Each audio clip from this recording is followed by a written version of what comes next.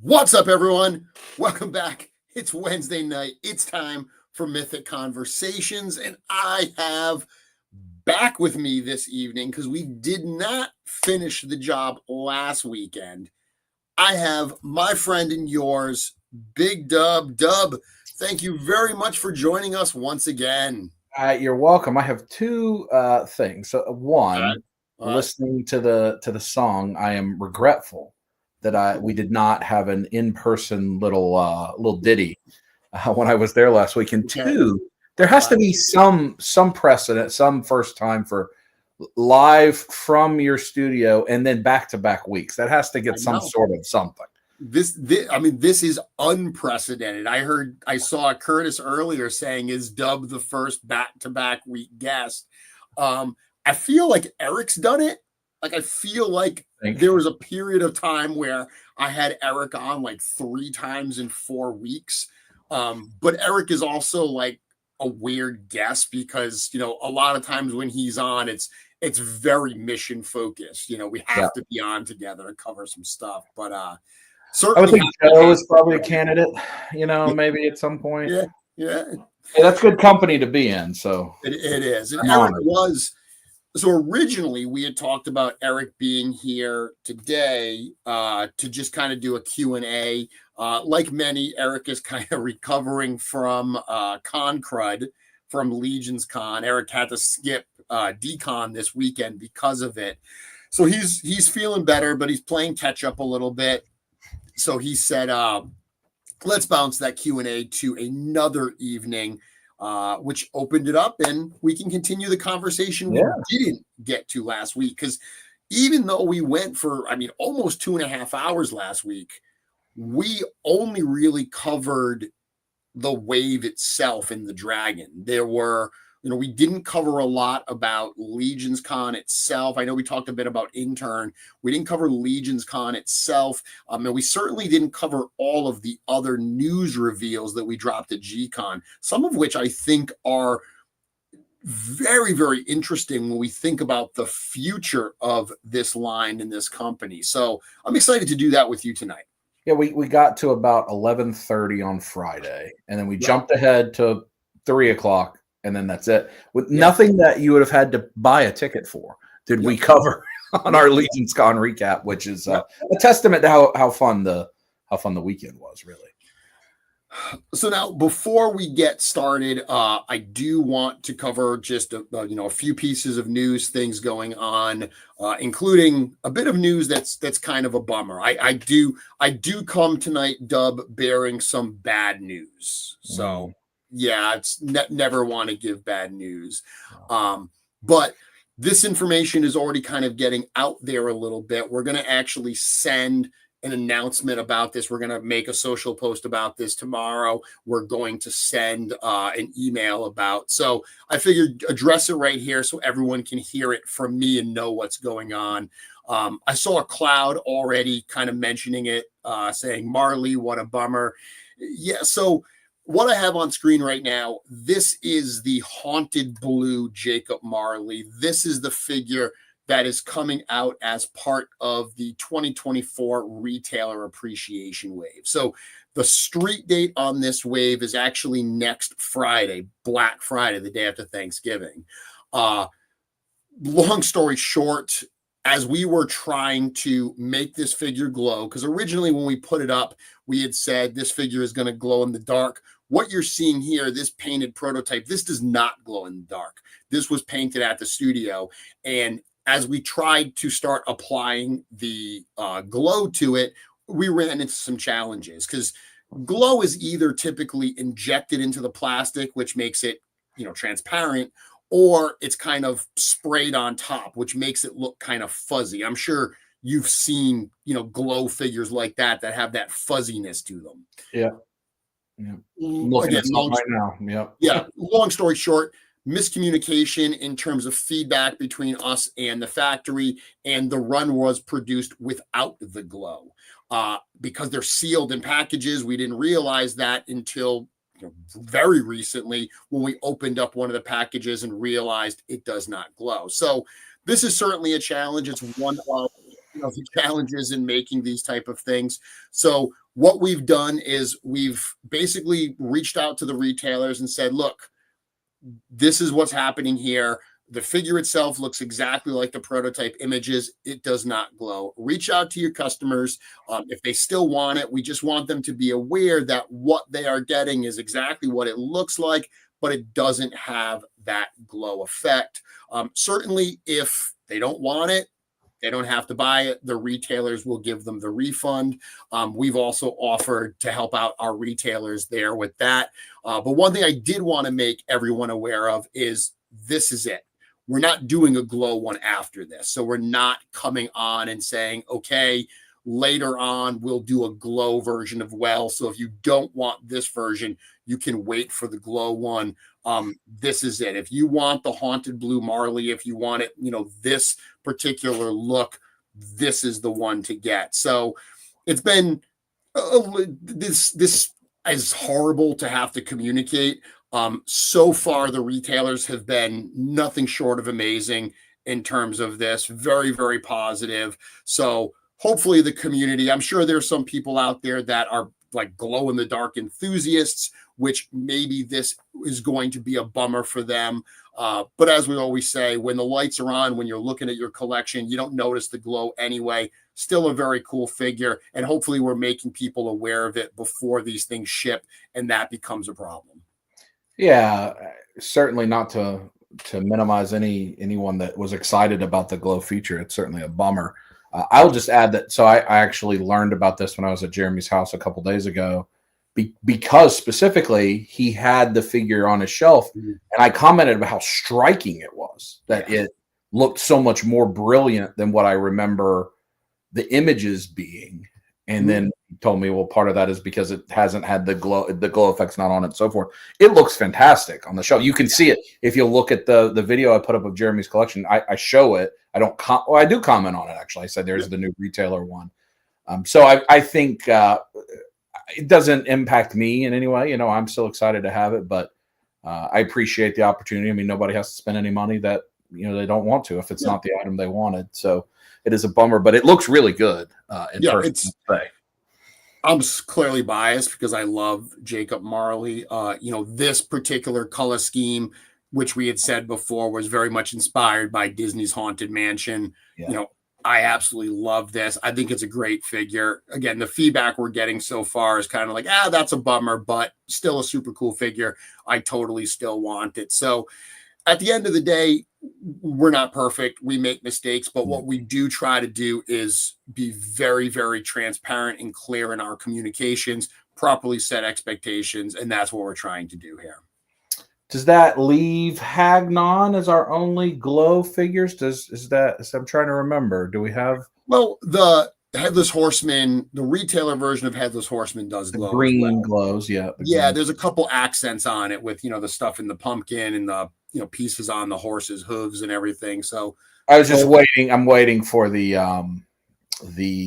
lore piece where Necronominus has Hagnon to go out and remove glow from all the things. And next thing we know, we've got 1,000 glow in the dark figures at Legion Scott next year. I love these two comments here. So Cloud, once again, is saying, on a positive note, open my Legions Con Cosmic Pack, and wow, is the set loaded. This and the Mythic set, we were spoiled. And my good friend Jordan follows up with, preach Cloud. Everyone needs to grab some 2-packs from BBTS. This year's con exclusives go so hard. This year's, I'm super, super proud of this year's con exclusive figures. We ended up with a few more after the show than we normally do, which ends up being potentially better for those who couldn't make it to the con or those who want extras. But the value in those sets is off the charts. And of course, they are available at Big Bad Toy Store. And I can tell you that those figures should be shipping to Big Bad Toy Store very, very soon, like within probably the next couple days. So they should have those in hand very soon. Yeah, I was just, obviously I've had an eventful couple of weeks, so I was trying to film everything for a video to show all the stuff I got at Legions Con, and I finally opened those sets just yesterday. And, again, fortunately, it's already up on Big Bad, so I can talk about that on the video. But as I opened the Cosmic set, I'm like, this comes with a lot of stuff. Yeah. Like, I don't think even in the images that show everything, you don't realize it till it's occupying half of your kitchen table.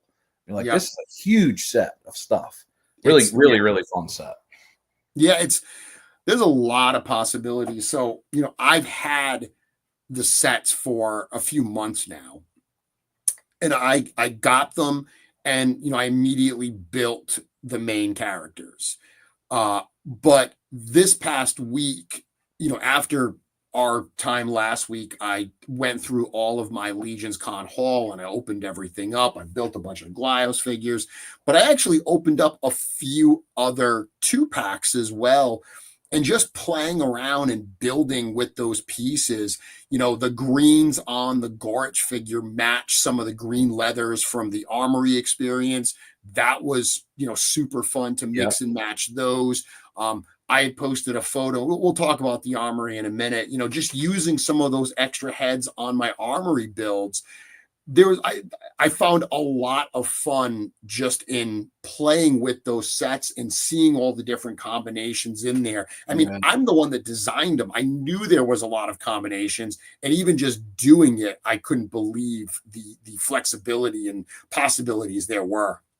I think it's actually the first time I've done this. So I opened them all up, and then because I have the same collecting addiction that most of the people watching do, I was trying to get all of the pieces of the Armory, and so I have some that I couldn't finish. Mm-hmm. I've got a head that doesn't match a body and whatever, but I had all this laid out on the table, and for the first time I went, you know what? I'm not going to assemble any characters. I'm putting all this stuff in a bag because I'm looking at all these mass amount of parts. I'm like, I'm just going to create a whole bunch of characters. When I have the time, I just put them all in a bag and said, I'm going to come back to this and create who knows what, because there were so many different options. So it's a fun. Both of those sets are fun sets. Yeah, absolutely. So, you know what? It's interesting because we're talking a little bit about those Legions Con sets. And once again, if you go to Big Bad Toy Store, I mean, you can just look for Legions Con at Big Bad Toy Store, and you can grab those sets there. They still have them while supplies last. It's obviously a limited amount of sets that are available. So once they're gone, they're actually gone. We talked a little bit about the Armory, and that's something that I don't think we covered a lot last week. And I know I did not build an Armory night while I was at Legions Con. I didn't go through the experience, which in retrospect, I'm kind of bummed about, because I had such a hand in architecting that from the earliest stage. When the Armory was supposed to be an online only experience, I was the one that led that project. So it's been something that I've lived with for a few years. So to see it come to fruition, it was very rewarding, but I didn't actually experience it. I did, however, do it at home. I had the parts at home. I put it on the table, and I want to formally apologize to everybody who experienced the Armory, because that was a crippling amount of options. Like, I was sitting, I laid out all the parts, and I didn't know where to begin. There was so many cool possibilities that I just literally the lights. I put it all on my dining room table. I shut the lights off, and I said, I'm going to tackle this tomorrow. I need to reset my brain. I mean, it was overwhelming, but the feedback we're getting, and certainly my experience, so much fun. These are, I posted this the other day. These are just five of my Armory builds, specifically 5 that utilize some of those extra heads we just mentioned that come in the Legions Con 2 packs. But what an absolute blast it was to put these things together. Truly. And that is also true. I was interesting the first time I went through it with some people that were very laser focused, boom, boom, boom. And then those that were even somebody, I think I was in the same time as Eric Miller, who you would think knows exactly what he wants, understands a part, but he's, you could tell his mind was constantly, oh, well, what about this combination? Oh, I hadn't considered that. When you see it in person, whatever you've done changes, and so I just pivoted to, I'm just going to try to complete the pieces so then I can later do exactly what you said, like then take them all apart and swap them all up. It was truly unique and fun, and seeing everybody sitting in the lobby, sitting in the hallway. I listened to I don't know if you've listened to the Enablers yet this week. They said that Joe Viteri came and got Joe Russo to help him put his together. Like things like that were just happening all over the place. Yeah. What a really cool thing that I don't even know. I feel like it had to have even been better than what you thought it would be. It did. It absolutely went better than what we expected. I mean, not only just the flow logistically of it, like it was super smooth. I mean, so smooth that on day 2, we said, we're not even doing tickets. I was so worried about the ticketing aspect of it. On day 2, we were like, we're not even going to do tickets. We're just going to let people walk up and do it. So it worked really, really well. But even just hearing how much fun people had, like hearing from people, so Steve Bisciotti mentioned, and I'm going to come back to this comment in a bit, but Steve Bisciotti sent me a photo the other day, and he said he had like 4 Armory nights. And he said, you know what? I planned on doing maybe one of these nights. I wasn't super chuffed about this, but once I did it, I had so much fun that I just went through again and I wanted to build more. So there were definitely some people like Joe Russo who knew he was going to spend some time in that line, was very excited. But hearing from other people that were like, yeah, it's a cool idea. Not really sure if it's something I'm going to be super into, if I'm going to do it. And then hearing how much fun they had when they did do it, to me, that is an incredible testament. Yeah, I ended up with 10.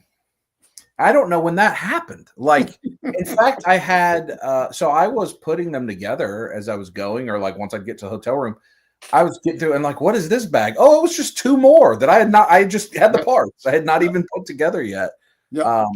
It created so I think so much of what makes our community special is I think the easiest term is the show and tell of it all, right? Yeah. Like look what I did. Look at this cool thing. So it took that, which Legions Con is as a whole, like at its core, is look at this cool custom I made. Look at this whatever that I made. And it brought it down to the micro level where everybody could do it. Oh, well, did you consider this combination? Yep. And because with that many parts, I don't know what the math number was, but it's a huge number, right? It's probably hundreds of thousands of potential permutations.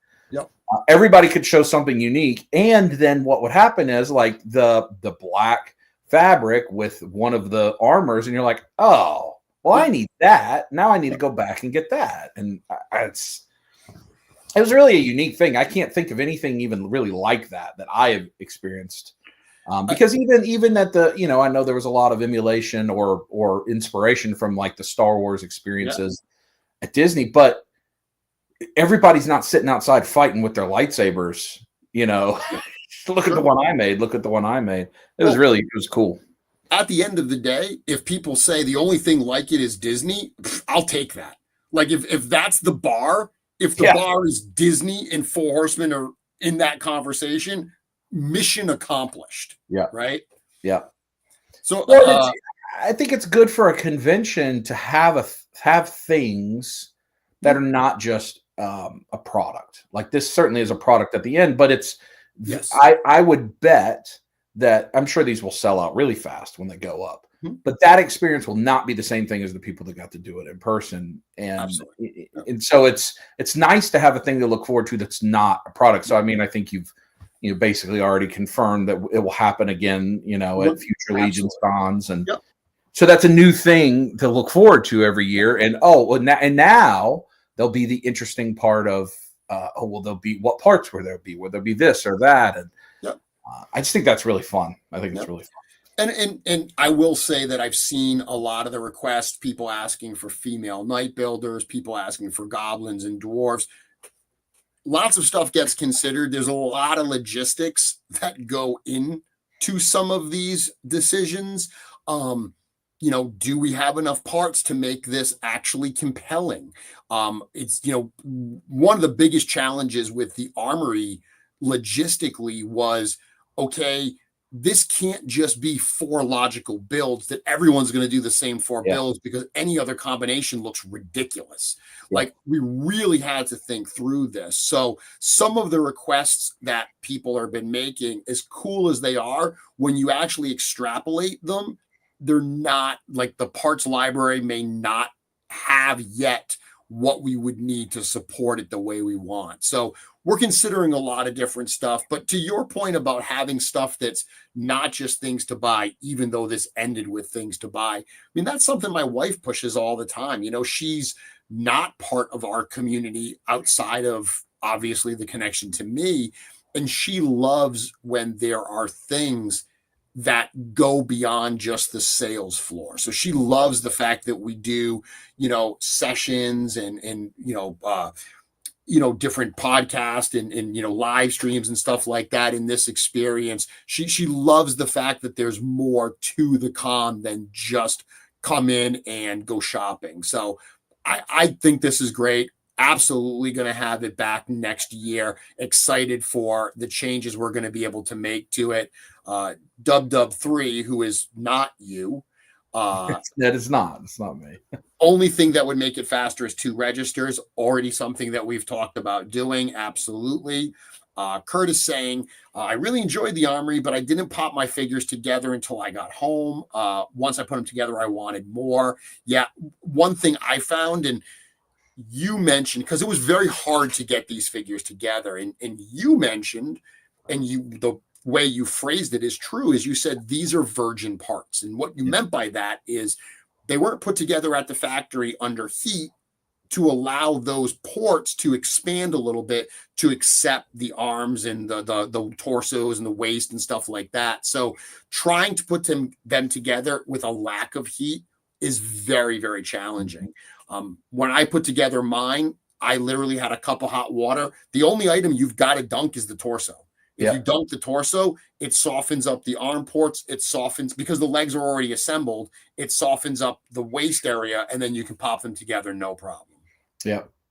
That's in the hotel. It was really easy to just run the water and throw the torso in there and pop it on. I see Curtis's comment about the baggies, but which I rant about. There are certain toy companies out there that put way too many twist ties on things. Mm-hmm. It takes forever to open them.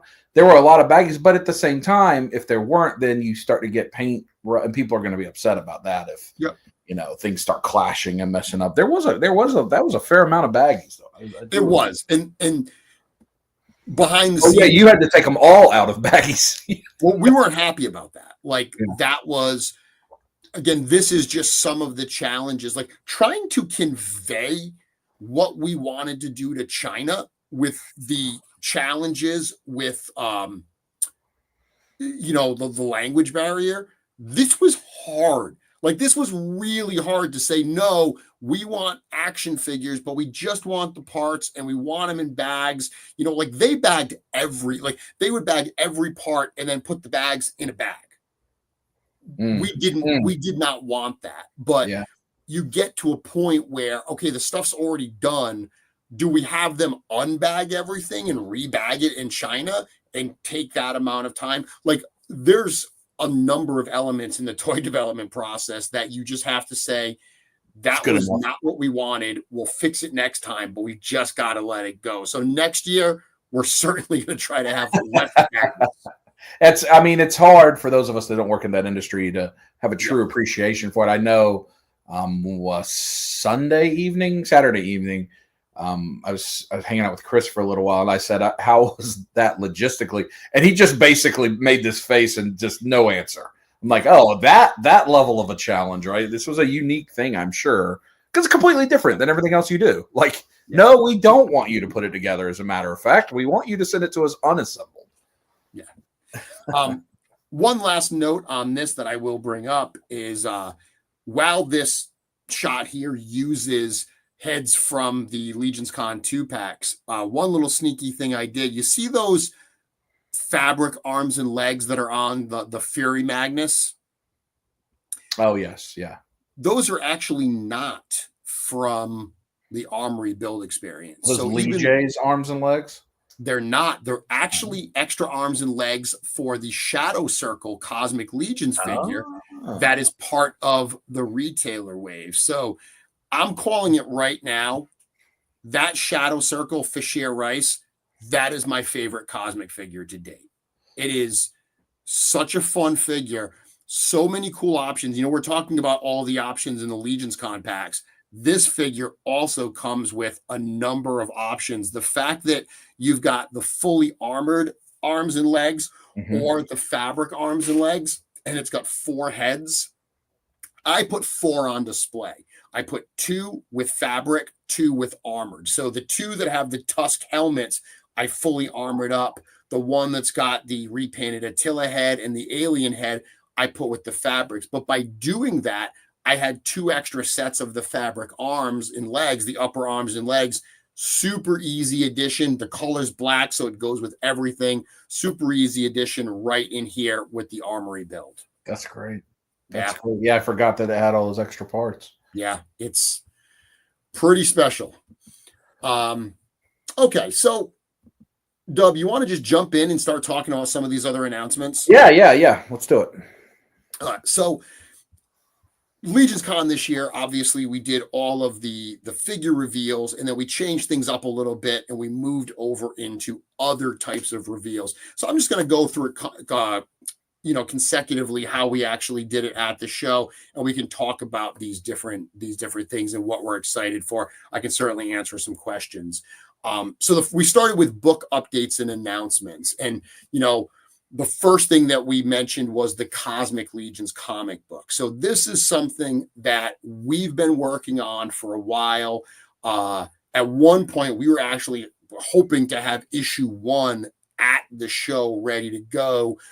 That didn't end up materializing, but what we did have was that free ash can, and it included some artwork. We showed this here and announced that we are working with artist Joe Suter on the book. So the story itself is being written by myself and of course by Eric, and Joe is handling the art. So some of the pages in the ash can featured the art that Joe's doing. It's not colored. We didn't add the text and everything, but kind of a cool little teaser to get people started that was given away at the show. I have to imagine that you walked away with one of these. Absolutely. Yep, I did. And I mean, as you know, I collect comic books quite a bit too. Yep. So it's, I'm torn because I want to thumb through it and get really into it. But I'm like, this is also like a really unique piece that for Horseman history or will be one day. So I'm very excited about this. Is this, and you may not answer because I'll ask some questions here. Sure. Is the plan for this to be a ongoing comic? Is this a one-shot type thing, a graphic novel? What's the plan really? One day can I go and ask my local comic store to put this in my pull list, type of thing. Yeah, and Jeremy is in the comments, and he asked, "Is this exactly Diamond?" So the short answer is it's too soon to tell. It's too soon to decide that. Behind the scenes, we were talking to a couple different people that expressed interest in doing a Cosmic Legions comic book, and we finally just got to a point that I called Eric and I said, "Let's just do it. Like, let's just make it." Like, I'm tired of the back and forth. I'm tired of now they don't really understand the vision. They don't know what we're doing. I want to do the comic book. So let's just write the damn thing.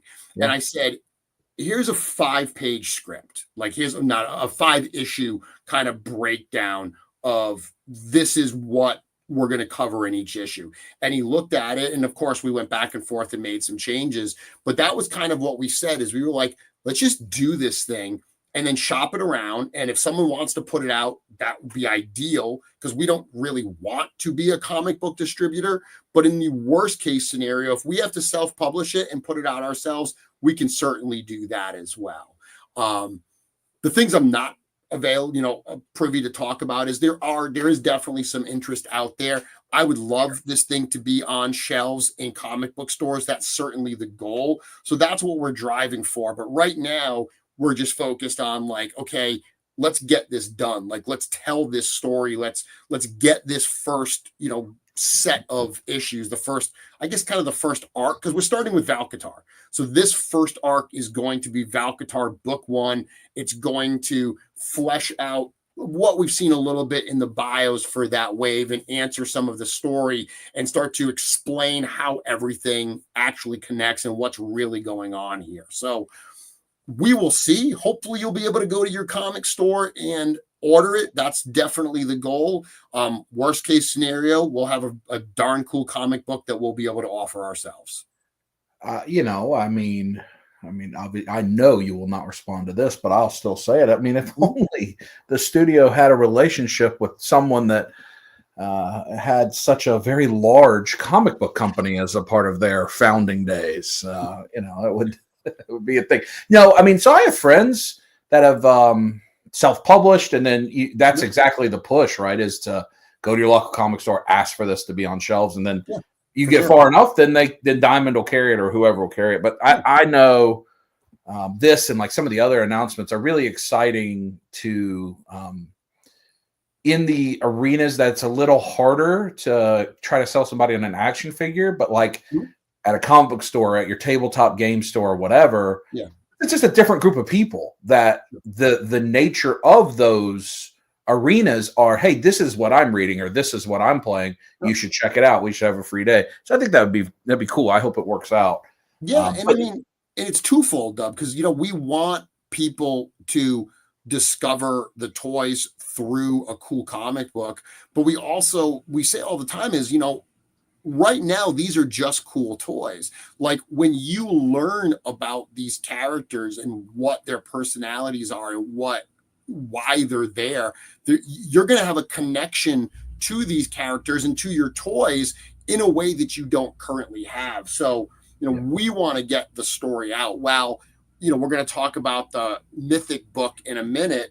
While the Mythic story was so far along that it made a lot of sense to do like a novel style book for that, because Cosmic is so early stage still, a sequential comic ended up feeling like the right way to convey that story. Yeah. I think it's great. And I love the art. I think this shot, you can just imagine it colored and how vibrant it'll be.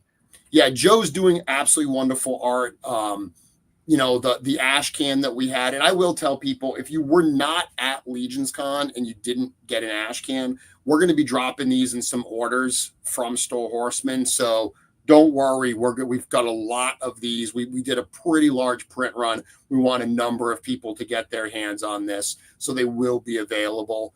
And obviously beyond the work of Joe Suter, in this, we also roped in some other members of the community.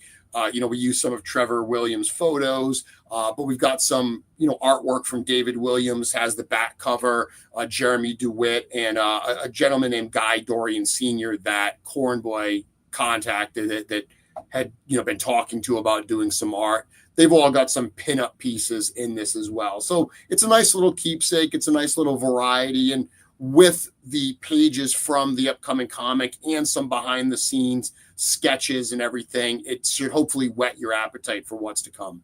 Yep. That's exciting. And you can get it slabbed and have the little notes that say the first appearance of Oleg Thygar in comics. Yep. That's what it is. Cool. I think it's cool. So next we went on and talked about Mythic Legions, Rise of the Dark 4, which this was one of those updates where I didn't have a lot to share, but I didn't want to exclude it. I didn't want to not address this. This is probably the most common question I get. Like, this is my dragon, okay? Like, I don't personally get a lot of questions of where's the dragon. I certainly won't necessarily get them anymore. But I get how's the book coming. So the fact that there is as much interest in the book as there is makes me really happy. It is in the editing stage now. Actually, our editor was at Legions Con, and I got some time to talk to her a little bit, and she was saying how much she was really enjoying what she was reading, and she's not from our community. So she's someone who's reading it and understanding the story and these characters for the first time. And the fact that she's responding to it positively made me feel very good. Probably a very wise choice for an editor too. Yes. In that regard. So it's not somebody just going, oh, yay. Absolutely. The one thing we did do, I mean, I showed a couple pages, and I've shown this page before, but just we wanted to remind everybody that, hey, you know, this is going to be like kind of almost like a hardcover coffee table book or prestige edition, whatever you want to call it. I always talk about the illustrated Harry Potter books that they're have beautiful, come out. Beautiful, gorgeous. When I pitched this to the studio, that's what I had in hand. And I said, I want to do this. Like, this is how I want to represent the story. There's a full novel in here, but it's a gorgeous book. So using the artwork of Nate Barch, you know, using the photography of Trevor Williams, that's stuff we have that's going to help us convey. And of course, at the show, we announced that we've also roped in David Williams to help with some illustrations. David is someone that I've gotten to know more over the last few years. I've gotten to work on a few projects with him, including the pin sets for Legions Con. I couldn't be happier about bringing him more into the fold and working with him more. Yeah. I mean, speaking of David, just such a kind person. And I don't know, maybe it was Pete. I don't know. Somebody was talking about David, and they're like, yeah, he's just the mild man. And you see him across the room. If you don't know him, you're like, oh, that guy's definitely going to kill me. Like, and you talk to him, and he's just the greatest guy in the world. The Zone A team is always a pleasure to be around. I feel like with the book, the editing, you're in your doldrums, because you announced I finished the writing of the book. People don't understand that maybe is the easy part compared to some of the other stuff that you have to go through now. It is definitely, you know, because this book is also going to be very heavy in terms of layout, but like I can't lay out any pages until the text is fully approved, because the text needs to fly. I mean, as you can see, the text flows around the images itself, and there's going to be plenty of pages that don't necessarily have images or have, you know, illustrations in the background. I'm showing 3 very visual pages to represent. They won't all look like this, but there is going to be a pretty heavy lift just laying out the book pages, and we cannot do that until everything is done. My goal is still to have this out next year. I just cannot wait for people to be able to read this story so we can start talking about this lore more in depth. 2020, what year is it now? Next year is in a couple months next year, at some point in the 12 months, not 6. I think realistically, we're probably looking near the end of the year to be able to solicit. Yeah. Are you going to, and this may be too far in the future, but once your hardcover, your initial runs, are you going to have a Kindle versions, that kind of things, like later after the production run? Digital version, absolutely, because it's all being done digitally. So making a digital version is drop dead simple. So that 100%, you know, I think there's going to be a lot to be said for owning this book. Yeah. It's going to be a piece of art. But for somebody that's like, hey, I just want to read it, or the book's a big book. Yeah, both. They want both. Yeah, they might want both. Exactly. Like I want one for my collection, but for the reality of reading it, I might want just a digital version. Absolutely. I've had a lot of people ask for an audiobook as well.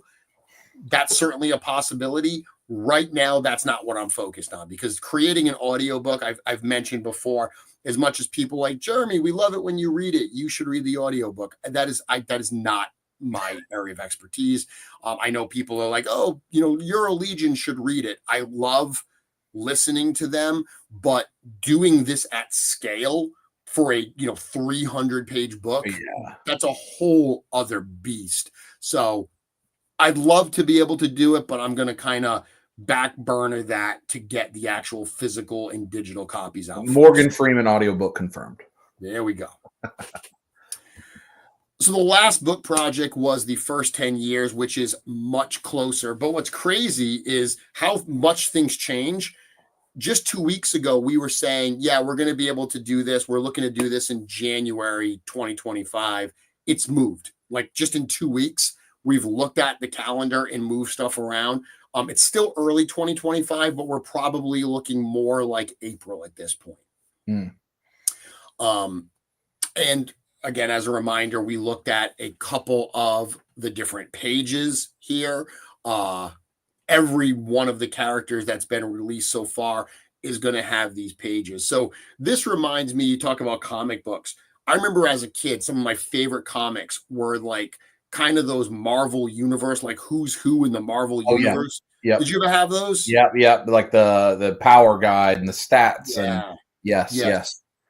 I absolutely loved that. I loved going through all of those and just looking at the characters. I mean, in that case, it was art and reading about them. So this, I feel, is going to have that same kind of approach here. It's going to have that same kind of feel where you're going to be able to see Trevor's amazing photography. And Trevor, he gets a lot of attention for his environment shots, and rightfully so, but he does so much great work with the turns, and that's really what's going to be featured here.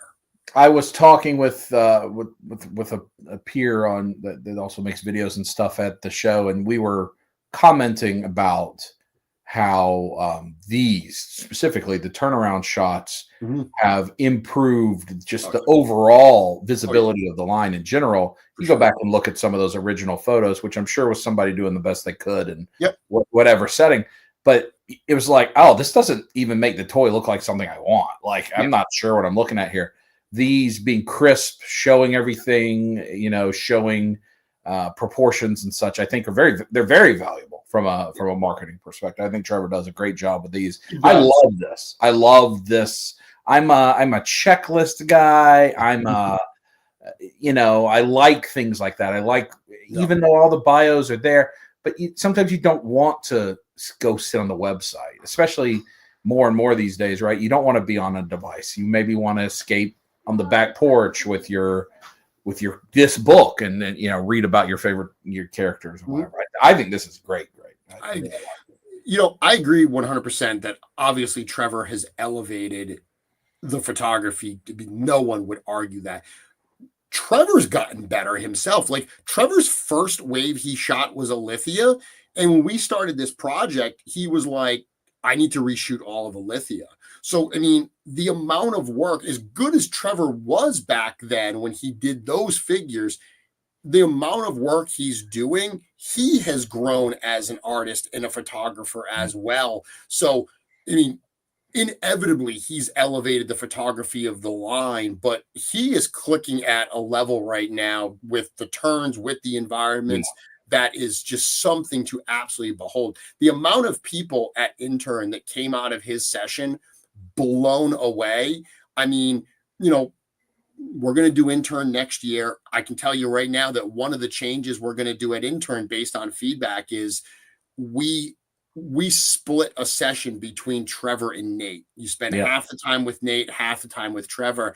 And it's such a shame that they don't get the full hour. We're going to redo that next year. So each of them have full sessions of their own, because they're just such wonderful artists in their own right. And sitting there and listening to Trevor and watching him do this work is absolutely next level. I think that's a great idea, because the times I've done both of them, it almost feels like you get to the good part and it's like, oh, gotta go. And it's, because there's a lot of initial dialogue and people asking questions, and then they start to dive in and and you have to move on. So I think that'll be exciting. Those are ones to high on the list. I mean, they're all high on the list, but those are high on the list for folks I know.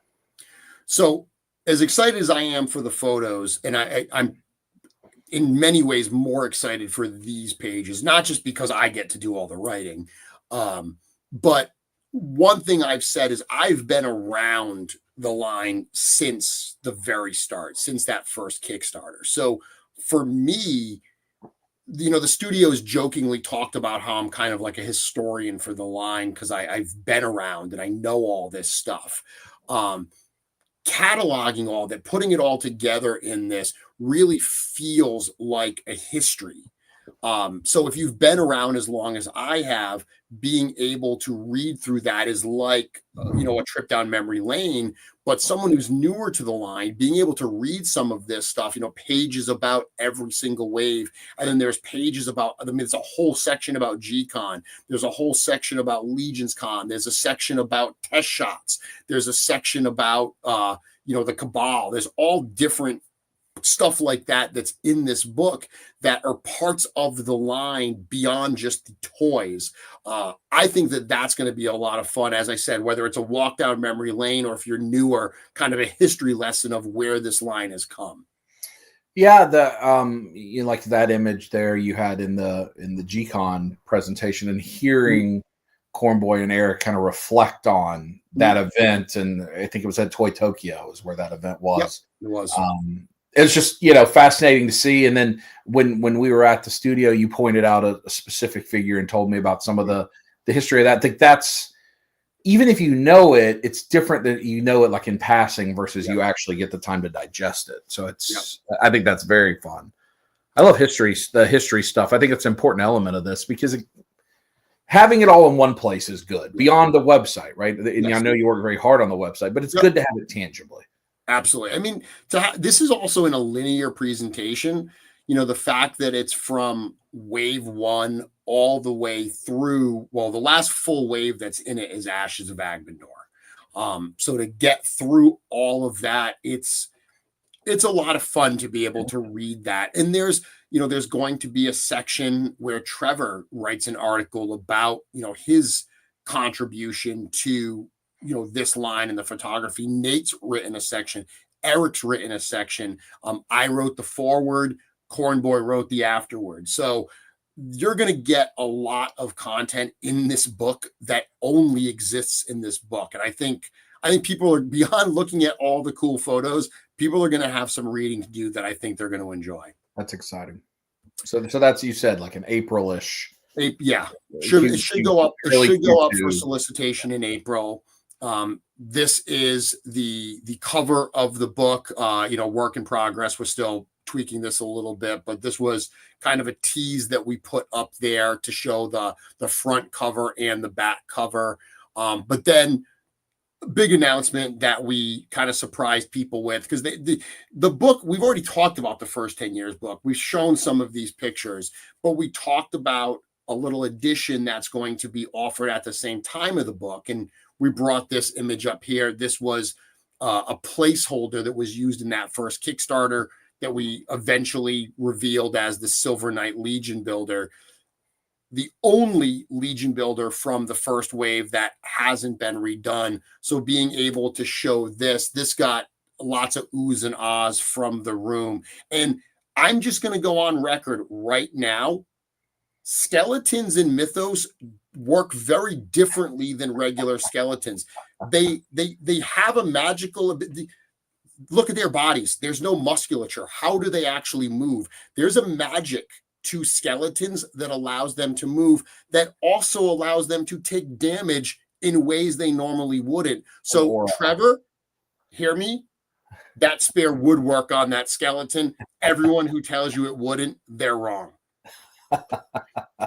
Poor Cornboy. Cornboy's right. Everyone but Cornboy is wrong. Cornboy is never wrong. So Cornboy's right.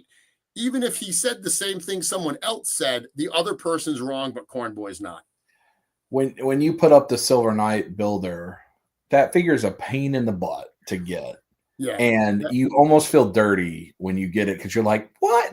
Why did I just have to chase this down when they're basically every other figure that has come after it is just has more on it than that. It's not that it's a bad figure, but it's improved so much. This looks incredible. And you said this is going to be at least in the world of like the Skeleton Legion builder pricing, right? Somewhere in that neighborhood. I think I don't remember what you. I mean, this will be a Legion builder. When we were talking about this figure, we were like, hey, should we suit this up? Because look at what we did with Gold Skeleton, right? The Gold Skeleton 2, it's not a Legion builder. It went the opposite direction. It became a deluxe. So with this, we were like, should we make this figure a deluxe figure? And actually, Eric Treadaway was very insistent where he said, no, I want this to be a true Legion builder. So this is a Silver Knight Legion builder. It uses, the new body parts from, basically the Necronominous wave. But it is a Legion builder. So it's going to come in at that Legion builder price.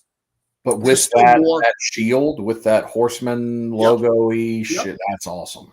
So, that's something we didn't really address in the show, but that's something that Eric did quite some time ago. That's already, that new item, that's fully tooled. Like that's ready to go. We have that. Is that using the newer shield, port system? Yeah. It works just like the other, like the Arethyr shield and the Necronominous shield and everything.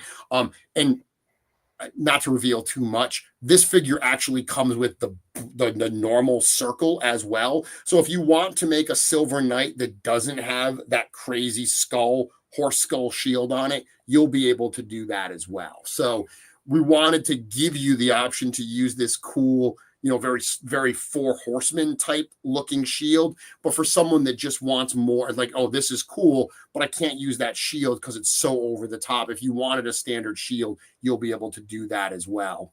And you have the word there, but I want to clarify this. This will be a pre-order opportunity, not an in-stock drop that, type of thing. So you'll be able to get as many as you want if you're pre-order. Absolutely. This will be a pre-order. This will very likely also be offered through retailers as well. So it won't be exclusive to Store Horsemen.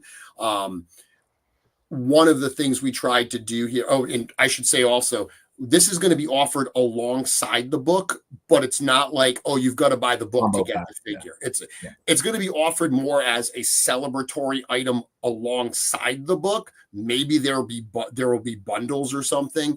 But the books are probably going to ship before the figures will, because to actually do the printing on the book is probably going to take a little bit less time than it's going to take us to do the figure itself. These are all existing parts, so there's no tooling that has to get done for this. So the turnaround should be a lot quicker from pre-order, kind of like what we just saw with the Graveyard Skeletons, which is literally in production now. But one cool thing that we did point out that's worth mentioning is Joe Vassapolo, when he was working on this, and he's also worked on the Blue Shield Soldier, the idea was to paint these with very similar colors of silver, because we even said when the Blue Shield Soldier from the Ashes wave went up, we know there's a lot of extra parts in here, armor parts, heads, and stuff like that. Don't worry, there's going to be a way that you'll be able to use them in the future. This is what we were talking about. Yeah. I think this can be a pretty popular item. I think it is too. I think it's going to be something very cool, and it's nice. First half of the year, very eventful. There's a lot of things sitting there. Joe's mentioning as well is that skull head. So both the shield that's shaped like this and the long kite shield that comes with like Elijah, they use the same kind of plug-in middle piece. So this would fit on that longer shield as well. Mm-hmm. So if you have enough Blue Shield soldiers and you need some of these to combine, you're going to end up with a bunch of extra of the horses for your others. Oh, yeah. There you go. Yep. So this is one we don't spend a lot of time on this one. We didn't spend a lot of time there because we had very little to reveal. But probably one of the more surprising reveals was the partnership that we now have with Sideshow Collectibles. Very surprising. Very surprising. Very surprised. Even as it was something I had actually asked you about previously. I was like, "Hey, have you thought about this?" Very surprised, and in a very positive way. Surprised, and, because look, I mean, this item specifically is for the people whose eyebrows raised when they saw the Sideshow logo. Like, and if you don't know what that is, it's probably not an item for you, But the ones that it is, it's very much for you, and like that's me. Like that's I'm gonna go up there, and you got Sideshow stuff up there, And we mentioned this in the show. It was great. I mean, it was very cool to be able to work with people like that. It's validating, right? When a company that you look at their catalog and it's like Star Wars and Marvel and DC, the fact that they're making Mythic Legions, I mean, there's that age-old kind of tenet of you are judged by the company you keep. And to be in the same conversation with those other brands is very exciting and very humbling. So this is a really cool thing. The one thing that I will mention, just for clarification, these are statues. So these are not going to be action figures. We make action figures.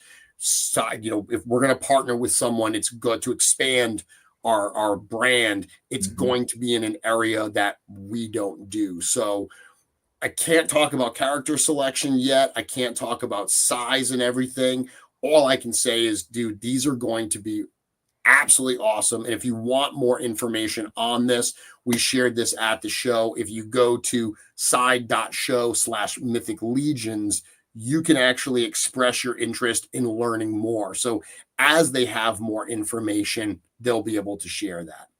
And specifically, I know some folks don't understand or may not be as comfortable with that scale of stuff. These aren't 6-scale figures either that people do also associate with Sideshow. These are specifically non-articulated statues, whatever scale that may be. And, I mean, I think for those that have some intrigue but aren't, you just go look at what Sideshow sells and you'll see the different scales that they operate in. You'll see their most common scales. So you can have an understanding of what's out there. I think it's awesome because there's a lot of folks in this community that do collect, it's from someone other than Sideshow, but, a brand of, premium statues like that, that are really flagship pieces for people. So I'm excited to see, there's a time where you get so overwhelmed by the amount of figures you collect if you're a person that collects more than one line or even just one line. But those of us that collect a lot of things, you get to the point where you're like, okay, I have too many Spider-Man. I just have too many. There's too many. I need to find the one.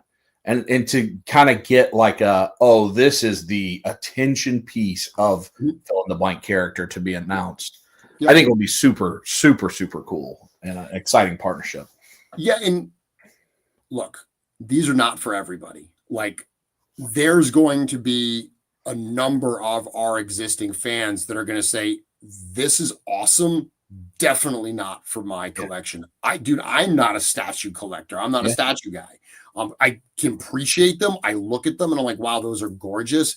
So we totally get that. But this is one of those things where, we talk about this all the time is what we are doing, like the toy lines we are doing, we want to appeal to as many people as possible.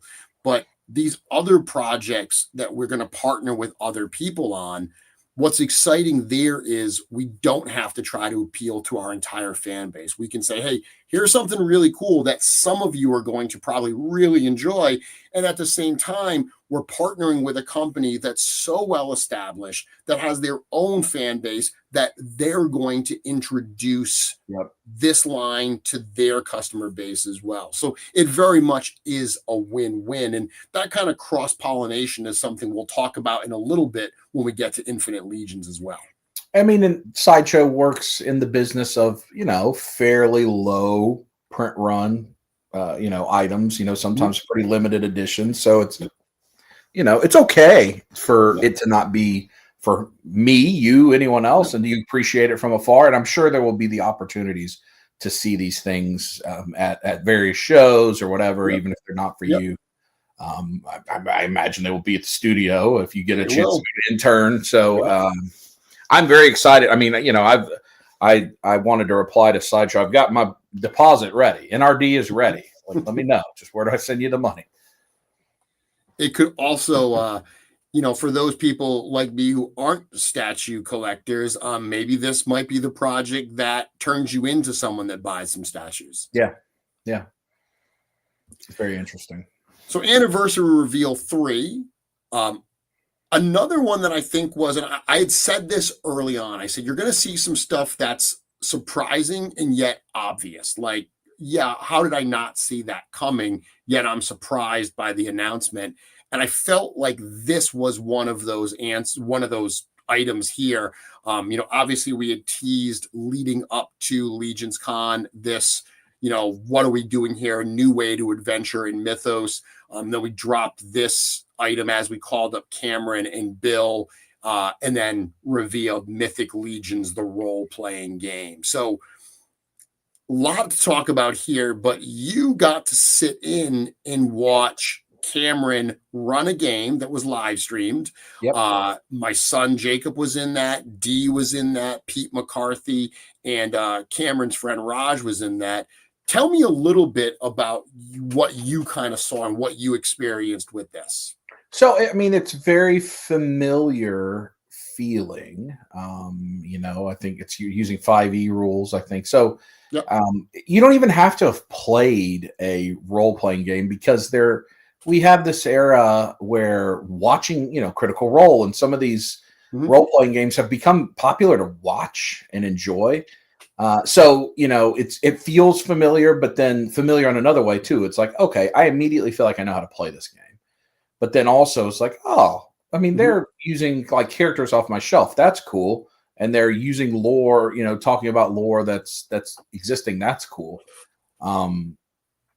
But so at least the way that the group of friends that I have and family over the years have played various tabletop games, we almost never follow the guidebook. We just turn it into what we want it to be. We create, and this gives those of us like the guys that are playing their own D&D campaign with Legions right now a way to do that because not everybody has so when we play unique role-playing games, my sister writes the campaign because she's a good writer. She knows how to do it. Not everybody has that person in their life willing to do that.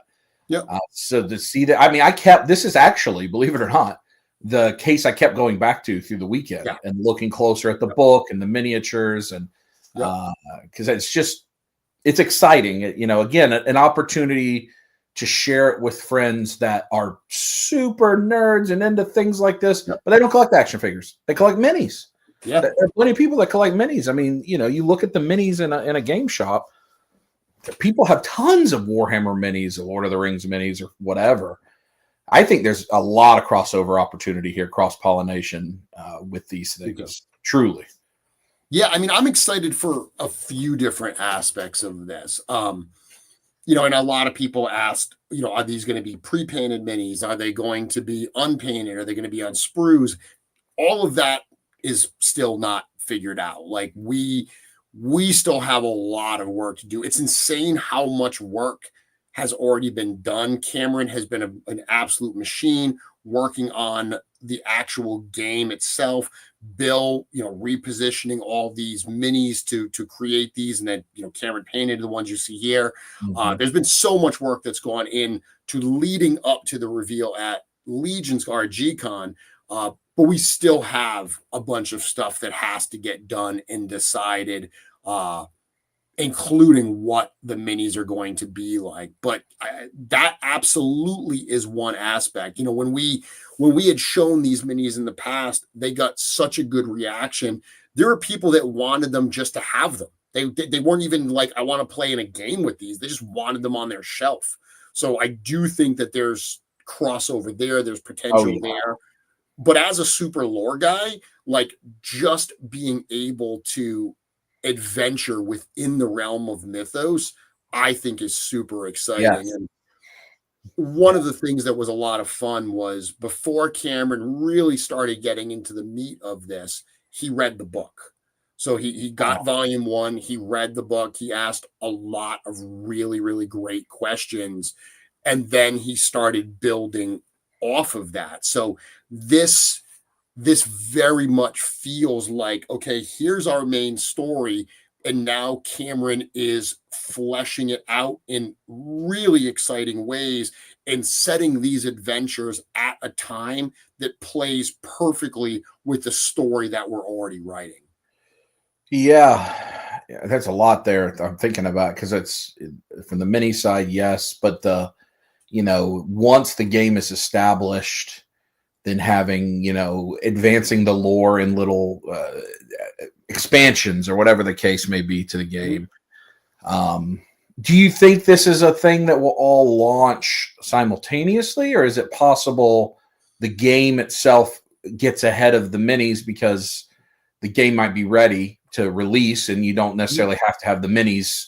You don't have to have minis to play, a tabletop game. As of right now, the plan is that when we do, because this will be crowdfunded, so we are going to do a Kickstarter for the game itself. For a couple reasons, is we want to make sure it, hits certain funding goals so we can reasonably do this. But at the end of the day, Kickstarter is a great marketing tool, And I know, like, for instance, that McFarlane got a lot of grief for going on there and doing Spawn figures, when clearly he could fund that he could put those up in the McFarlane store and sell a ton of those figures and there would be no worry.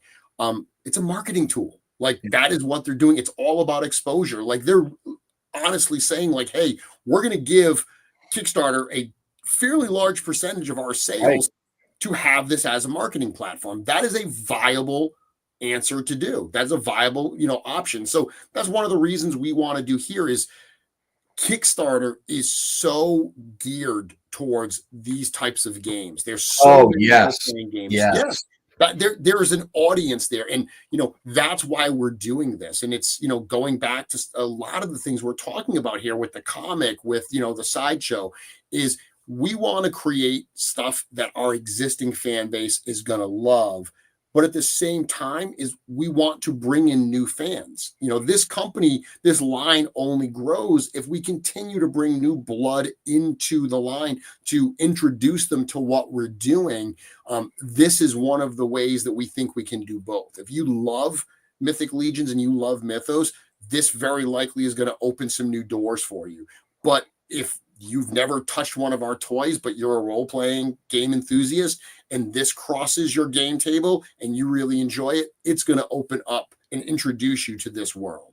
It's very much the rising tide raises all boats, very much in a setting like this, because none of this is, it's not out of the realm of what is the brand. Like, it's all on brand stuff. It's all elements of things that have inspired the brand very clearly. And so I think, if an amount of people become fans of whatever this game ends up being called, but the Mythic Legions tabletop game, role-playing game, that never buy a toy, but they are continually supporting the company through that, that's great. That's great for all of us. Like, it doesn't, that's a fantastic thing. But this one, I just have a genuine excitement. I just want to play it. Like, I was mad. I was telling you before we went live that I had to go back and watch through some of Gcon that I couldn't hear and I missed.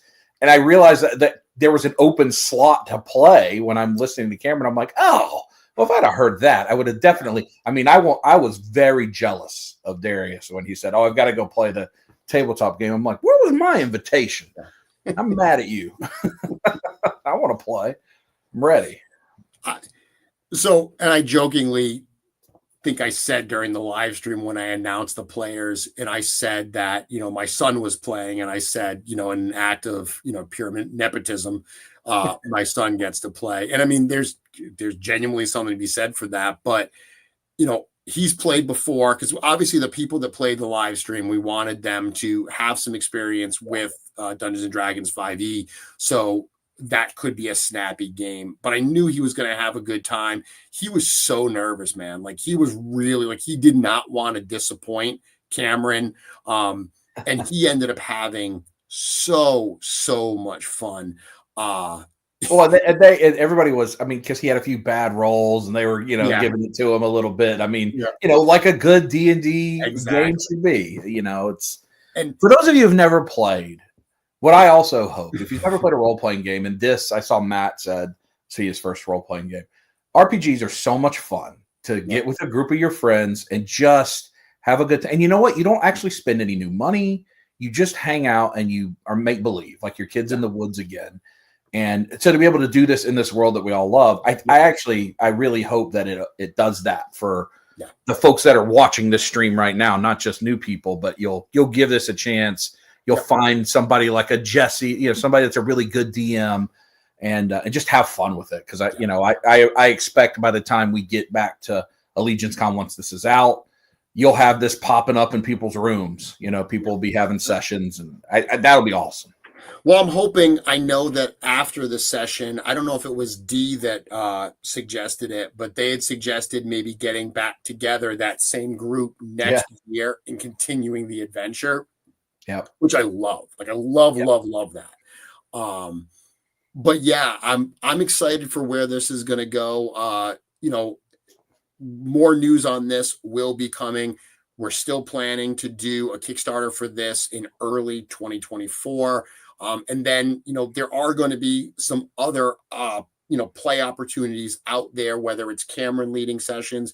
I know the Legion's Quest guys, Cameron talked to them about them being play testers. I know the Enablers, he talked to them. So there's going to be opportunities out there for fans that, we're already close to, that are going to understand this, to help us, refine it and shape it in these early stages so we can make this the best that it can be. That's exciting.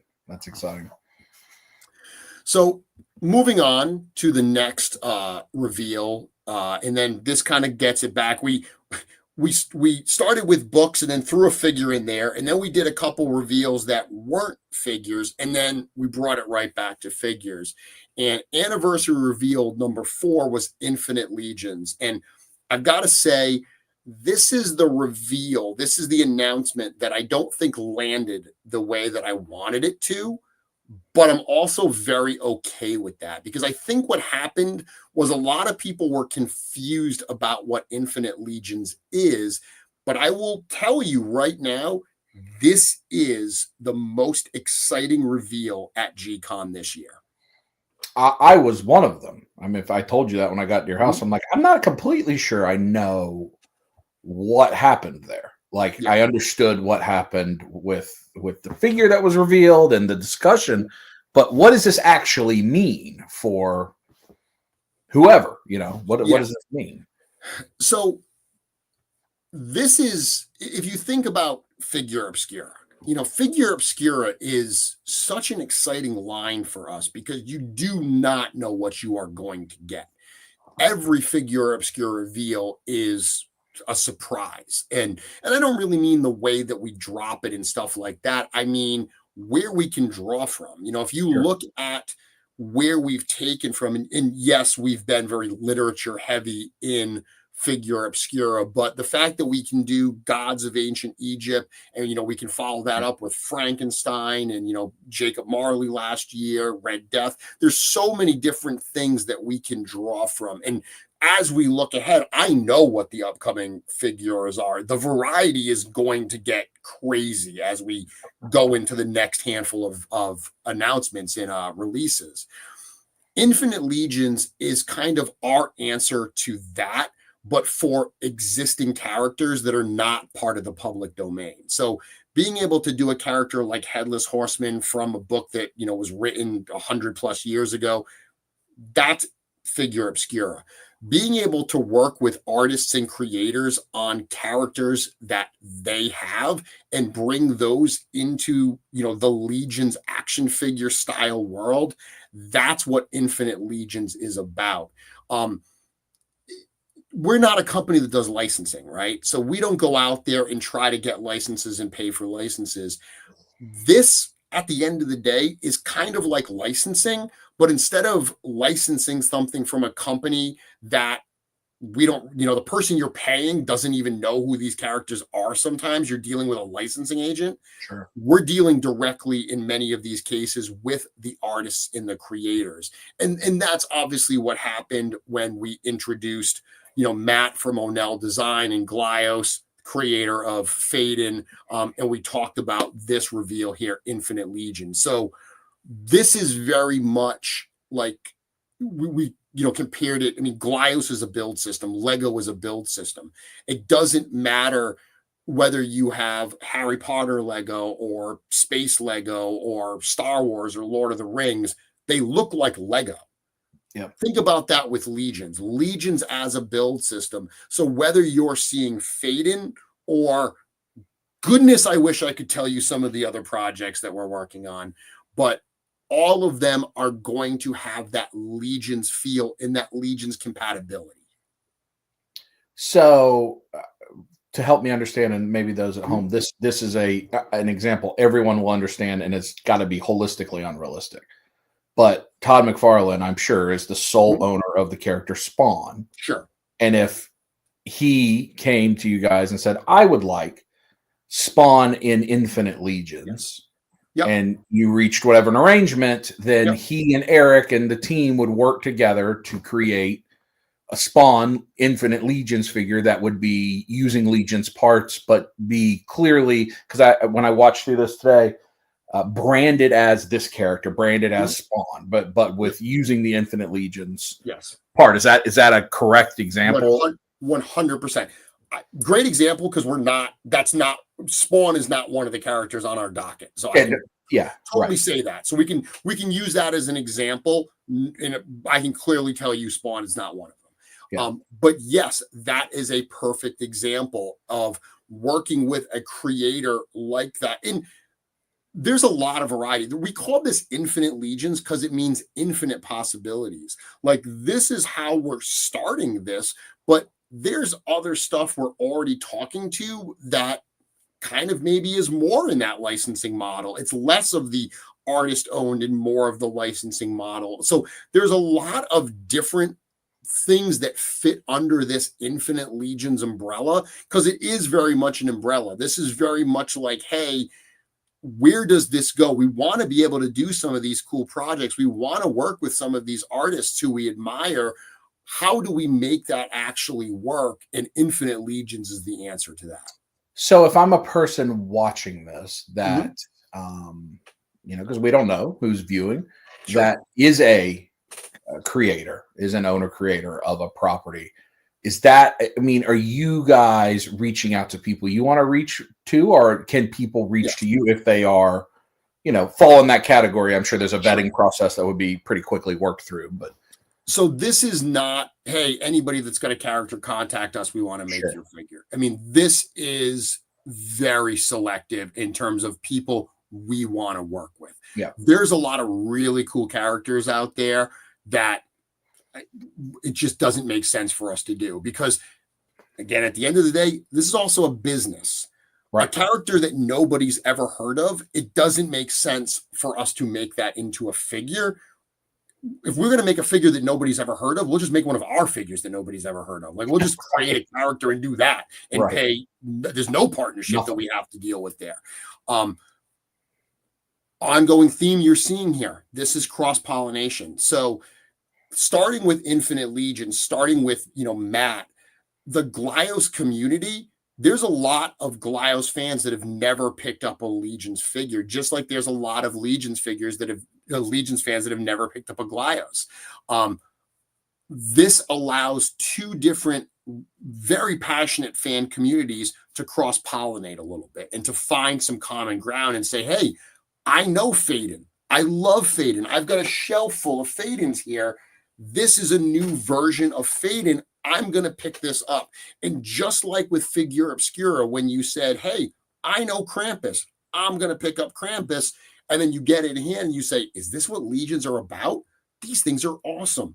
That's the same kind of stuff that we can get out of Infinite Legions. So it's not necessarily something that we want people who are like, hey, I have this character, I'm trying to get it, a comic published, and I'd love for you to make a figure of it. That's awesome. That's not what this is about. We're not looking for unsolicited submissions of characters that we could possibly make into this line. I think there's also maybe a something that may or may not have been, realized. I think there's some power that that the brands help each other. I'm a number of smaller toy companies that are at Legion's Con. I know pretty well the owners of several of those and spent time walking around with them.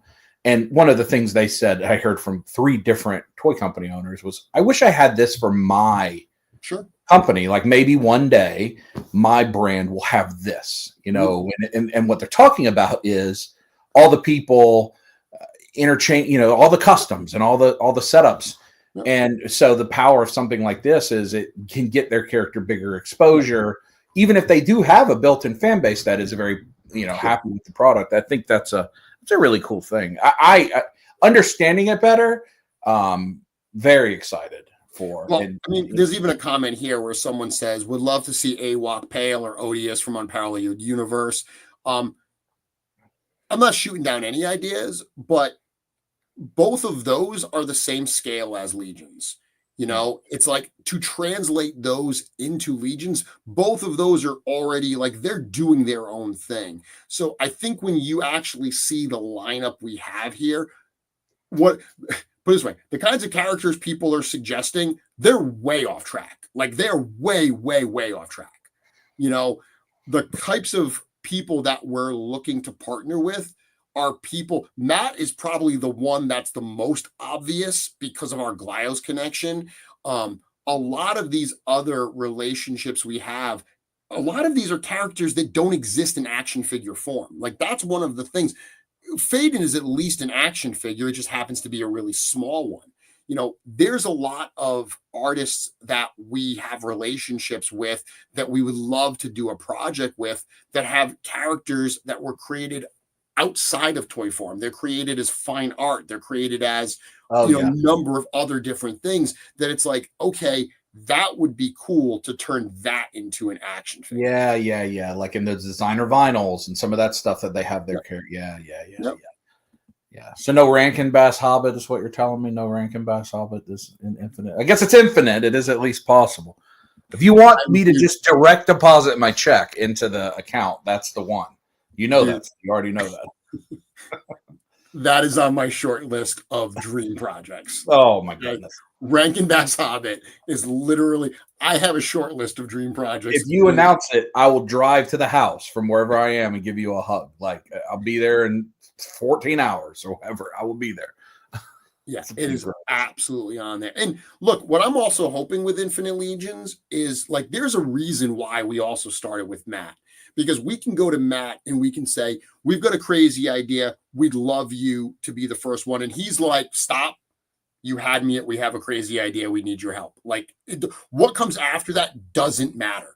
Like, Matt is just such a great soul that he's like, whatever you need from me, let's do it. So it's crazy to say, but we can do a project with Matt. Things can go not perfect. And we can bumble our way through it, learn what we have to learn. And Matt's going to be absolutely cool with that because he knows that's part of the process. My hope is that once we get this rolling and we see some success with this, we're going to be able to open doors that right now might be locked to us. We're going to be able to open some avenues that people are like, oh, I see what you're doing here. Yeah, this is kind of cool. Let's do a project on this. Because that's the thing is, like, as a company, we don't want to get into the licensing model, right? We are so focused on our own stuff that we love the idea of doing projects and not having to say, oh, we have signed the master license for this property, and now we have to support this brand for 3 years to meet our contractual obligations. For us, it's a lot more interesting to be able to come in, do a figure, get out, do our own stuff, come back, do something else. So there's going to be some announcements with this line that are going to surprise people. And mark my words, you heard it here. Just like that anticipation of you never know what's next with Figure Obscura, that's what you're going to get with Infinite Legions. And like this first one, we think is a next year solicited item, right? Yeah, this is on the calendar. Phaedon's on the calendar for 2025. And I think I heard Matt say, maybe he was just kind of a side comment that they're going to try to even find a way. Maybe the canon or something will have some Glyos compatibility too. Yeah, it wasn't Glyos compatibility in terms of part interchangeability. There's in his lore, there's all different versions of Faden. So he doesn't want this version of Faden to just be like, oh yeah, Horseman made a toy of it. Like in his canon, he wants this version of Faden to have a purpose. So like this character is going to be part of his lore where, this ultra Faden or whatever it ends up, being in his lore actually factors in. It's not just cool. An ancillary project. Yeah, that's absolutely so cool. Yeah. Glyos are not for everybody. Totally get that. But hearing the amount of people talk about how they spent some time with those guys over the Legions Con weekend and just got hooked on, those guys, those artists, and wanting to support their art. It's exactly why I got into it. I bought one at Legions Con 2022. And then I hung out with them at PowerCon and I was hooked. I was like, these guys are amazing, amazing human beings. So expanding the kind of recognition of the Glyos artist community within the Legions community is something that brings me great joy. Yeah, I enjoyed getting to see him and talk to him. And actually at Joe Lana this year, there were some Glyos folks that we got to talk to. I spent a lot of time with. Nice. But I mean, fortunate for my pocketbook, but maybe not as fortunate for. I didn't see your collection until after the opportunity to buy, and then you spent some time showing me. I'm like, oh, maybe I should have some of these on the desk at least. I do have some of the Warlords of War ones that he had at Joanna. Yep. But this, I don't know, some of the things you showed me, I'm like, oh, that is pretty cool. I do have some cool stuff.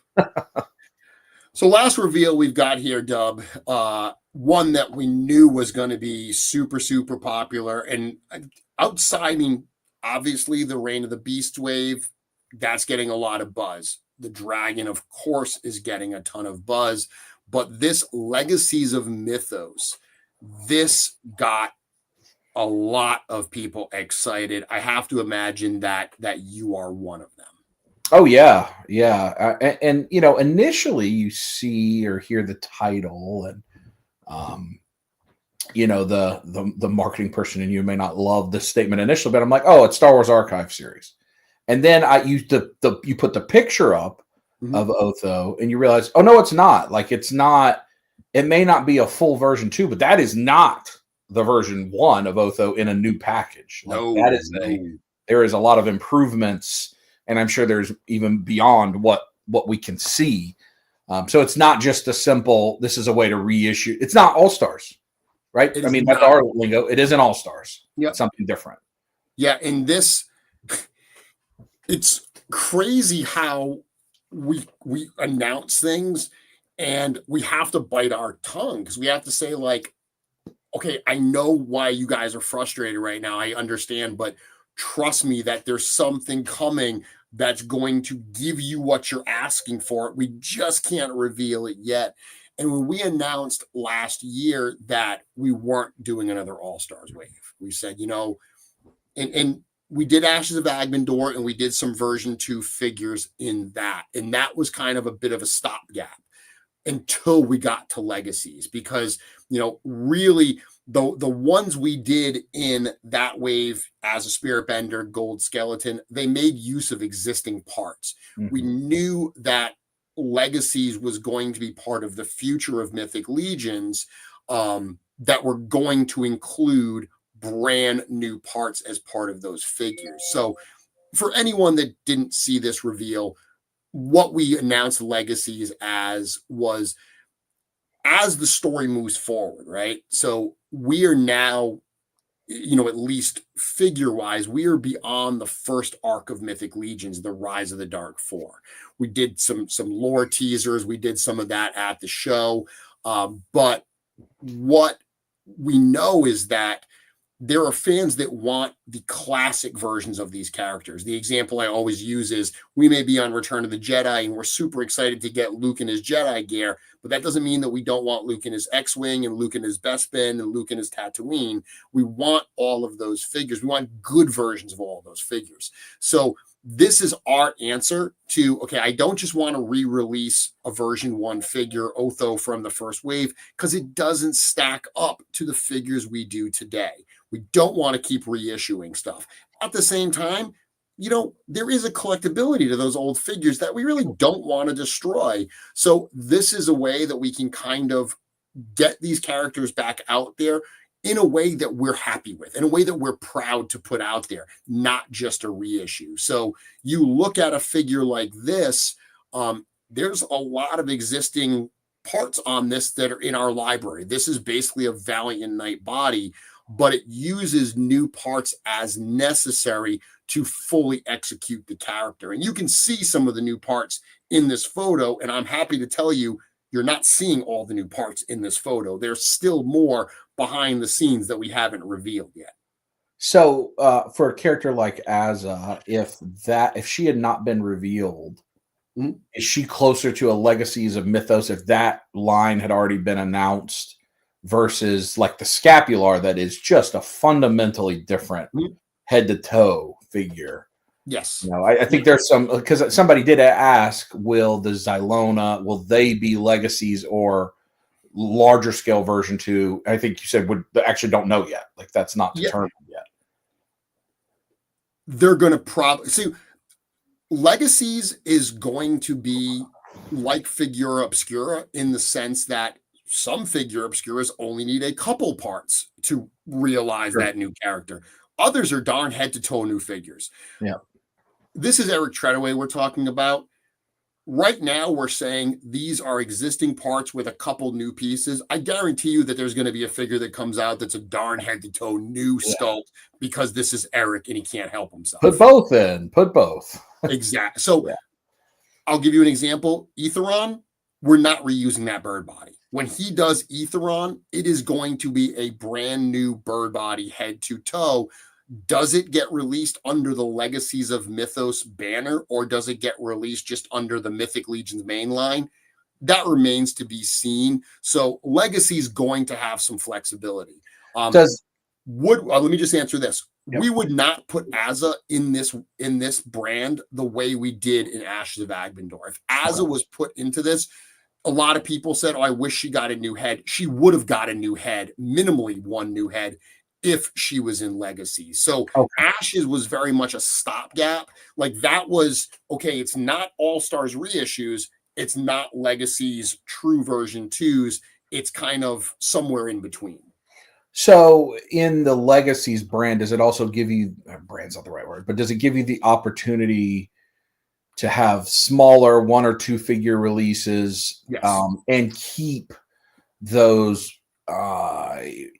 characters we've already experienced once before out of the main waves and allow the main waves to have more net new story driven characters so that 1/3 of your wave is not characters we already know their story? 100%. The idea with this is going to be small 2 to 3 figure waves that you're going to be able, like it's not going to be part of that larger wave like you just mentioned. These are going to be a little bit more self-contained type offerings. I think that's good. I mean, I know I speak for myself, and I use a significant amount of discretionary money on action figures in a month, but I appreciate having opportunities for it not to be a $500-$600 expense and maybe be, fill in the blank number, $125 or something. And to be able to get the figures I want. I think that's I'm excited about that and to see what kind of comes through, because something like this allows for whatever you need to have in that. Yeah. And these are going to be, people are asking, are these going to be pre-orders? Are these going to be in stock? I can't reveal everything yet. All I can say is we are experimenting with a number of different models. Our goal is to get toys into people's hands faster and to make sure that people who want the toys have the ability to get them. So you're going to see some new potential sales models with some of the stuff coming in 2025 and beyond. Oh. Very busy first half of the year of 2025. I see. Yeah. So this Otho 2 is on the docket for 2025. Absolutely. One thing I mentioned at the show that I'll repeat here is we have the first 3 waves of legacies already mapped out. It's going to be cool. Like there's some check boxes that are going to be checked off with some of these characters. And there's also going to be some surprise additions that I think people are going to really be excited for. The best thing that I can say about it, or the most exciting thing, is this is Eric Treadaway getting to go back and do characters that we know. We recognize these characters from the toys. Let Eric go back and do them, but let's take the cuffs off him. Instead of having to say, hey, it's part of wave 1, it's part of Advent or whatever, it's got to utilize this very concise parts library, to let Eric really go and do what he feels needs to get done for that character. We're going to get some very, very cool new action figures. Yeah, I mean, like we were talking about with some of the other things, I think he's also at a different level. Then, I mean, it's hard to say about somebody that's a legend in this industry, but I think what he does today, he would probably even say if you looked at 5-7 years ago, sure. Yep. He's at a different level. So that's exciting. So these probably are not like a big reveal special, like the things we're accustomed to kind of mid-year, end of year. It's more something in the vein of Figura or whatever the case may be, where we hear about these and then here's the opportunity to buy them, whatever that they won't be as surprise droppy as Figura is. Like, I know a lot of people have said, I would love more notice for Figura Obscura. No, you're not getting more notice. Figura Obscura works the way it works. We're keeping it that way. But I don't have any plans to do it with other things. Like, we've already got our line that is very much, Figura Obscura was meant to mean secret figure. We've already got that. So something like Legacies, we're not going to be like, hey, guess what? Tomorrow, Otho 2 goes up. Yeah. We're going to give people a little bit more notice there. Yeah, I think your comment section probably appreciates that as well for your own sanity. Absolutely. That's exciting. I think that's great. I think it's great. This is going to be a fun line. I think the last thing we really want to talk about here is we're not going to get into the lore tonight. We're already at an hour and a half, and we've, thankfully gotten through all those reveals, but we would be remiss if we didn't talk about this. So this lore expansion, when we talked about the fact that you're seeing Mythos through that little keyhole, starting to introduce this new arc, I think that's a very exciting part of what we have coming up. I know that personally, that's something I'm super excited to be able to reveal to everybody.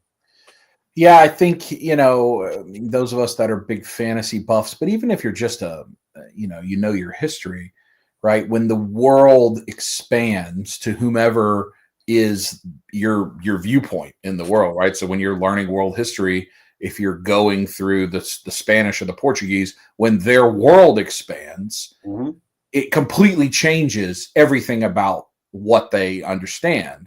I think that's part of like Shogun's appeal, for instance, is you got to see the lens of the Portuguese and so forth. And, and we're certainly conditioned by other fantasy that, that continent over there, the uncivilized continent, or the fill in the blank continent, that the cold one or the hot one or the wild one or whatever, introduces things that are hard to comprehend from the universe that we do know. And I think that is, certainly everybody has their this clearly means X or Y or Z. It probably does mean those things, I'm sure, but it also, there are going to be things that nobody's expecting, I would imagine, coming out of this. Absolutely. And part of this too, and we talked about this with the dragon, is as soon as Eric and I started talking about the lore around the dragon, I immediately said, I want to explain why we haven't seen a dragon for the first 10 years. Like, I don't want to just be like, oh no, they've been there the whole time. We just really haven't talked about them. They just appear in all of Nate's art. I wanted there to be a reason why we have not seen dragons, why they haven't played a role in this Rise of the Dark Four. I mean, we've gotten this far in, and there's no mention of, dragons playing a role at all in this, back and forth in these battles. So to me, I wanted that to make sense. And you can take that and extrapolate that to everything else. Sure. Like all of the different types of characters we haven't seen. And I'm not saying that every race we haven't seen, some of them may be in Mythos, but you know what? A gnome is a lot easier to hide than a dragon. And I've actually written gnomes into some stories. So there are going to be some that we're going to say like, yeah, gnomes existed the whole time. We just haven't gotten a figure of it yet. We tried to pepper some of that stuff in, but there are other types of beasts and characters and races, professions that are going to be introduced. And part of the way it's going to make sense is that they were outside of the mythos that we kind of knew, part of this wider world. But the story that we have coming, it's going to force people to question what they knew about mythos so far. It's going to force our characters to question what they know about mythos so far. So there's a lot of really great, exciting stuff to come. And like just talking to Eric and seeing his wheels turn, where, hearing him, there's stuff that I can't say, but hearing him say, I wonder what this race looks like outside of mythos. Because this bubble, this mythos that we've seen so far, everything on the outside of that, like what do these other races that we know look like outside of there? What races exist outside of there that we haven't seen yet? There's so many possibilities. And when you see him starting to think about it, so incredibly exciting. Well, I think, you and I are both Rings of Power fans. Yep. And I think in this most recent season, one of the things that they did a good job of diving into, which is like what you're talking about, transformative of the way you understand the present day lore of Lord of the Rings, is that the orcs are not like, it's not like they want to just go fight. Yep. Like you learn of that they are being kind of manipulated themselves, and they're just looking for their home. And even though that is certainly drawn from the Silmarillion and so forth, it changes the way you think about the whole story. And I even think like that was really well done in the season. And I think about the Rankin Bass Return of the King, mm-hmm. right? And they sing the song in that, and they say, we don't want to go to war, mm-hmm. but the Lord of the Lash says we have to. Yep. Like where we view the orcs as like a fighting force that, for Sauron, that's not really what they are. And it changes the way you view the story. So I think that's, hopefully that's not anything tied to what you're doing, but I think it's an example of exactly the way you expand the world and you learn more about other elements and other things, and it changes the way you view the story that you know. And so I hope that you are concurrently, to the extent that you can, also continuing with the writing on another novel, on or whatever is, the first age or whatever, because that's so it's funny because I talked about a brainstorming session I did earlier this year, and we ended up with two like kind of storyboard type things off of that. One was book 2 of Rise of the Dark Four, because we had Rise of the Dark Four book 1, and so much of what we had discussed was really in that first book. So there's a lot of holes. There's a lot more established stuff from book 1 than there is from book 2. Book 2 is a lot more new ground. So we covered all of that and where we had to go. But then we covered everything that comes after. So it's like, part of me wants to write book 2, not only so I can get it out there, but so I can start writing essentially book 3. I can start writing the new arc. So we've got multiple things happening concurrently from a creation process that's very exciting. And one thing I can tell people is we are so connected to this community. We see the requests of the stuff people want, and we're so often privately like, yes, we want that too. Let us get there. Yeah. Like, we could literally just pump out figures and we could say, here's this type of character in this, gnomes. Here's gnomes. I want gnomes in the Mythic Legions line. Absolutely, I want that, but I want it to be the right time. I want it to make sense. And that's what's exciting about where we are right now is we are at a point where, once again, kind of a theme tonight, infinite possibilities. There's so much that's open to us and available. That's very exciting. Well, I think it's easy to forget because of the passion of the fandom, and at this stage, at 10 years, how prolific that this property has become. I mean, we all met I think probably every single employee of Four Horsemen Studios at Legions Con. Everyone was there, I think. Yeah, we were. Whatever the number is, it's less than 20 people, I think. Yep. Total. Yep.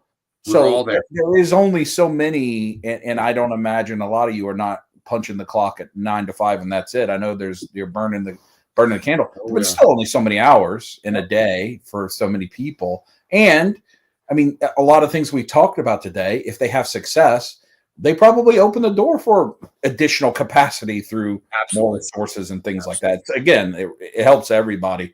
But I'm hoping to see lore books that go back to even like creation books that there may never be toys made of those, but we get lore book because I enjoy reading your writing, and I think it's just a different world. Like all of us, if you collect action figures, there is no way that's the only nerdy thing you do. There's just no way. And so we all either read or we do comics or we play games, or so to get more of this property that we love, I think it was really a great event to kind of open up I've been saying this, well, what do you think they're going to do to people? And I said, well, I think there's an element that is, I'll just use myself as an example. They have to find ways to not just keep asking me for money every month. They have to find ways to get new me's. Absolutely. And there's only so many action figure me's, but there are all these other genres. So I think it was great. I'm really excited. All of those arenas, I think, are right on. Well, now the waiting game begins, unfortunately. Now, exactly. Dub, thank you so much for joining me tonight. It's 2 weeks in a row. We talked about it. I'm feeling good. I feel last week I was still like fuzzy from literally fuzzy from everything. Yes. I know you were as well. You were still in the midst of your travels. Having a week to kind of catch our breath and get back to it. To reflect on the week has been amazing. I'm going to be on Legion's Ladies tomorrow night. I'm going to be on the Mr. Allen show on Saturday. So I've got a lot more talking to do this week about Legion's Con, which will be great. I mean, it's also will be good if you want more Jeremy. I won't be back next week because we all know next week is the day before Thanksgiving and Jeremy watches Planes, Trains, and Automobiles that day. So I won't be back next week. Hopefully some well-earned time off. Well-earned time off. But before we go, Dub, I do have one more thing I want to share with everybody on the show right now.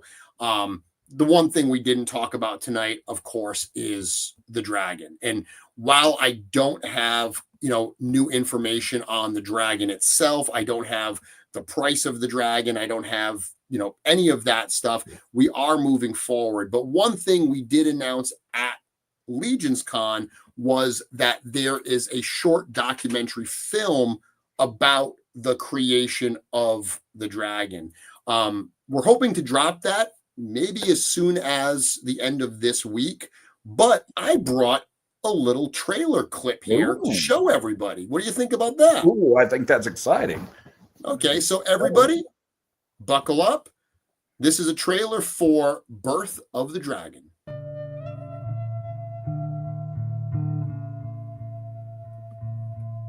Walking back there and seeing Joe putting it together on the diorama, this environment, it was just kind of beyond my expectation. Not only seeing it together for the first time, but the way we've got it positioned on the diorama, like there's a lot of life injected into it. So I've told them it looked less like a toy than an installation at the Natural History Museum, because the thing is large enough where it's the size of a real animal. It's certainly like longer and wider than my dogs are. Like, so it caught me off guard a little bit, and it was certainly exciting to go back and see it looking like that.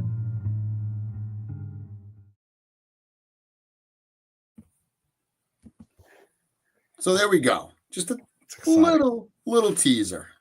It just needs to have the little HBO documentaries. That's what I felt like settled in. And you said this is decent length too, right? It's it's almost 30 minutes. That's great. It's very, very cool stuff. I saw a near final edit of it today, and I think it's going to move some people. It's for anyone who's kind of coming down off that Legion's Con high, and you're looking for something to bring you back to that experience. This is going to get you there. That's great. And this will be on the Four Horsemen YouTube channel, right? Yeah, this will be on the Four Horsemen YouTube channel.